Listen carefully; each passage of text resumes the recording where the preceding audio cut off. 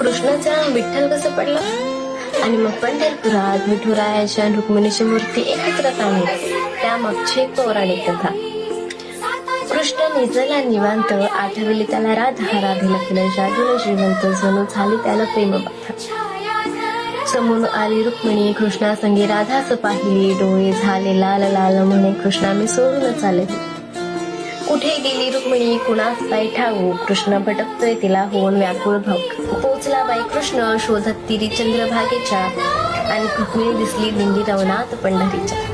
कृष्ण मनवतोय रुक्मिणीस, पण ती रुसलेली पार, म्हणतो कसा कसा करू तुझ्या विना वैकुंठाचा मी संसार. रुक्मिणी नाराज, त्यात कृष्ण आठवे भक्त एक थोर, नाव त्याचं पुंडलिक, लय गुणाच ते पोर.